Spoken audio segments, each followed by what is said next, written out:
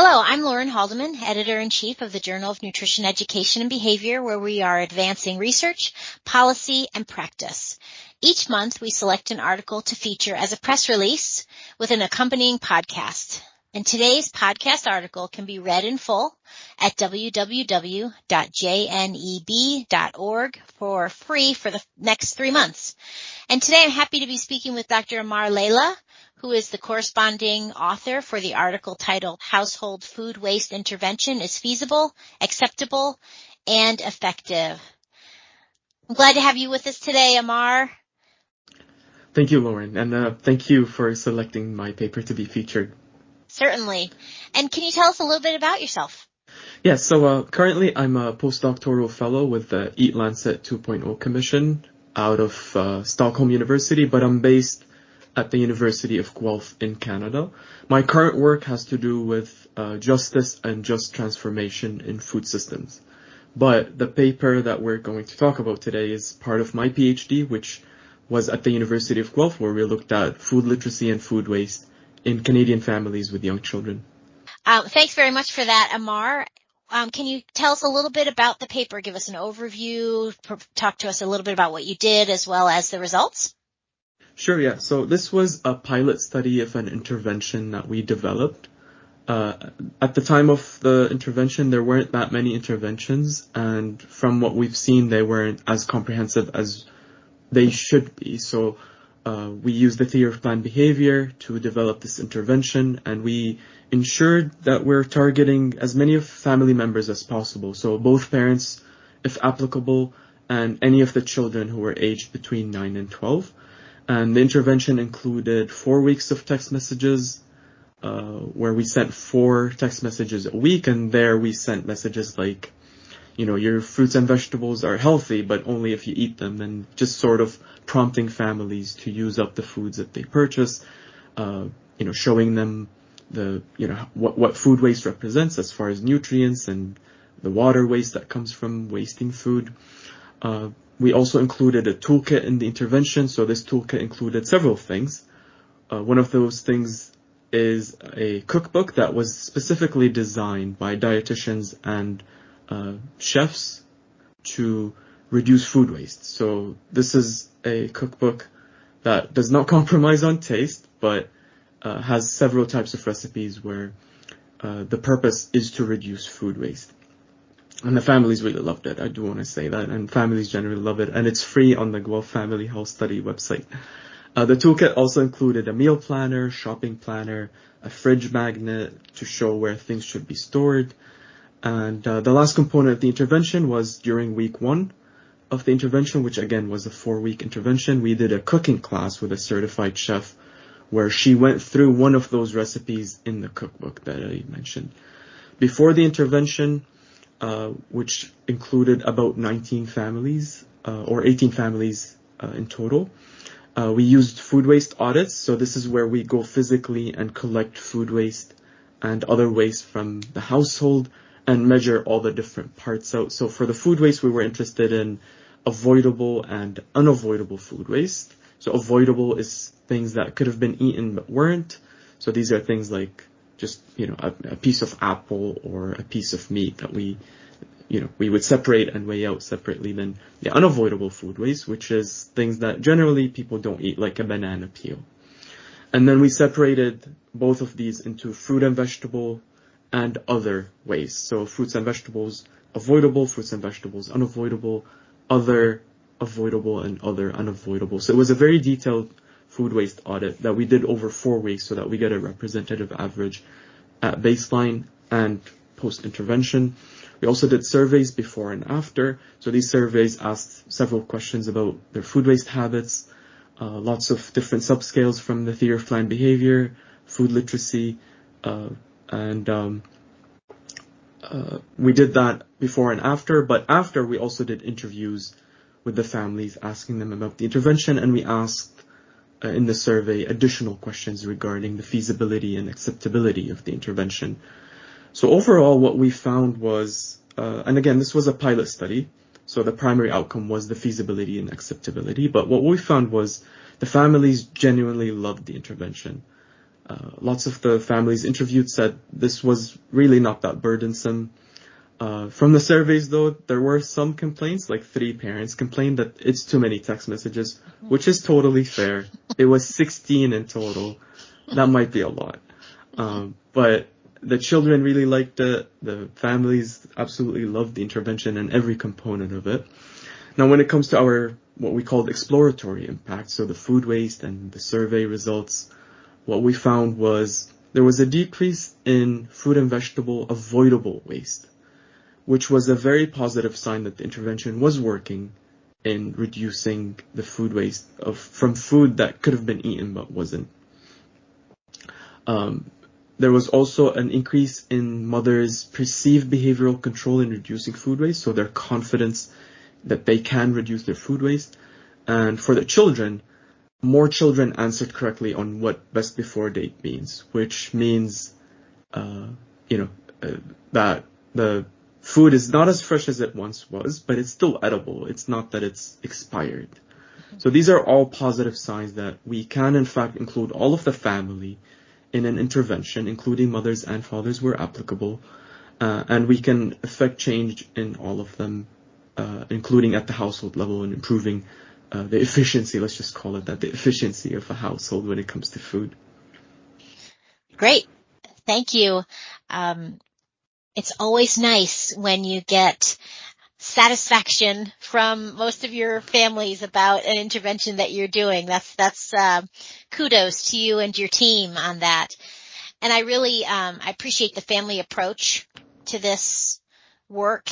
'Cause it's important. It's never too early also to get your children thinking about food waste. And I commend you and your authors for being able to engage such a number of families. When I know that's a challenge to get that many families together and to have them complete an entire intervention. So that's really a testament to the work that you're doing. So thank you for that. So Exactly, yeah. So one thing I do want to point out is when it comes to including fathers specifically, if we're only talking about families headed by different sex parents, it's really important. It was really important for us not to target only the mothers, because part of my PhD was also looking at mothers and fathers' perceptions towards cooking more often at home. And a lot of the frustration from mothers was they felt like they were the only ones doing it, as is the case in many, many households, if not most households. So we really, really wanted to target the fathers and make sure we're not adding burden to mothers, because asking them to reduce the food waste of a whole household is really difficult. So if we're only just asking the mothers to do that, we're just adding more pressure on top of the pressure of making sure the kids are fed healthy, etc. So that is one thing I would like to really highlight, and that fathers seem to be willing and engaged, but we as researchers should do more of that. Sure, I totally agree with that. I think fathers are underrepresented in the literature now, and seeing them also as a way to reduce burden in the household is a wonderful approach. So talk a little bit about why reducing household food waste is important, especially now. For sure. So food systems are getting more and more attention about how just unsustainable they are. I mean, they represent about 25% to 1/3 of the greenhouse gas emissions that we create as a planet. So that's a lot, but they also have other implications like pollution and agriculture runoff that causes eutrophication, etc. I mean, I'm not an expert on it, but it's very clear that it is quite unsustainable. And just recently at the Conference of the Parties 28, the nations recognized that this was something that we need to work on, which is, food system sustainability and how it's affecting climate change. So that is big picture and why we need to reduce our food waste, because food waste also contributes to this climate change. At the household level, though, and why consumers should care about it, I mean, food waste just represents so many nutrients, so much water, and so much money that is simply being, no pun intended, wasted. Before my time as a PhD student, this team did a detailed study looking at evaluating what this food waste represents. So I'm just going to read off some of these figures because it is just eye-opening how much we're wasting. So per week on average, households waste about 3 kilograms of, again, what we call avoidable food waste. And that represents, at the time, this was 2018, 2019, $18 per week, 3,300 calories, and representing 23 kilograms of CO2 emissions, and that is per week. So you make that per year, you have almost $1,000, 175,000 calories, and 1,200 kilograms of CO2 emissions, just from one household. So if we're looking at Canada, where the study was, how many households do we have? And then you look at the whole world, and you have an actual crisis here of food waste, especially when we consider that most of the food waste is from fruits and vegetables that are already under-eaten. So we're wasting the most nutritious food, and that is the food that has lots of the money that families use to purchase healthy food for their families. So it really is a crisis, and so we need to care about it as big picture, but for the consumer, we also need to care about it because it's just better for our pockets, better for our health if we reduce our food waste. Certainly, knowing those statistics really puts the issue in perspective and the need for addressing food waste. So then what's the most important thing households can do to reduce their food waste? Right. I will actually cop out of this answer and say there's not one really big thing that families could do, but I would say planning meals is one of the most important things because it encompasses lots of other behaviors that also reduce food waste. That's my cop out on this answer. So asking families to, and any household really, even single people, to plan their meals means, they're planning for their leftovers. They're trying to get creative with leftovers so that, they're still delicious and they are still edible and no one's complaining about, oh, we're eating this again.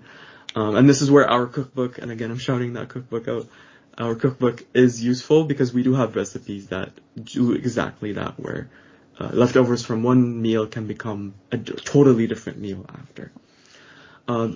Part of planning meals is also planning shopping. So looking at what you have in your household as far as, what foods you have in the fridge, in the pantry, and making sure you're not overbuying.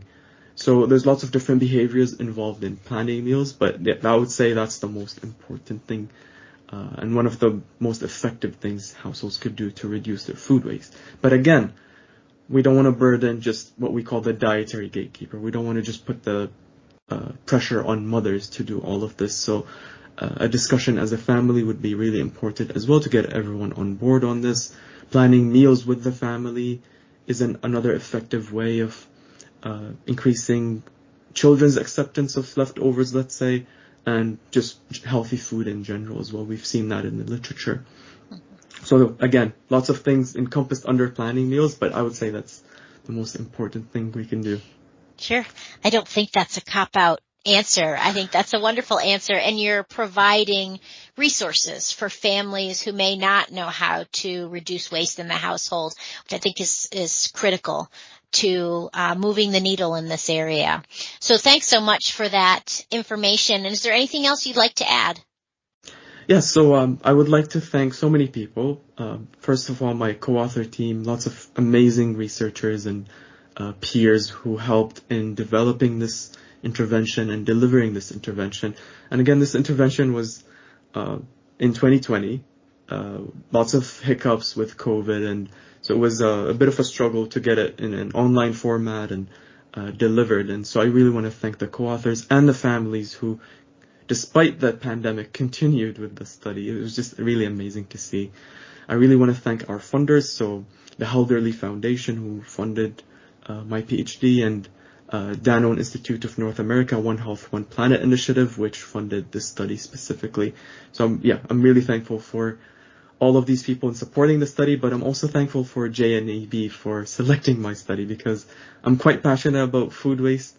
It was the big topic of my PhD, and I'm glad to bring this to the attention of lots of nutrition researchers around the world. Your passion for this area is evident, Amar. And thank you again for spending this time with me.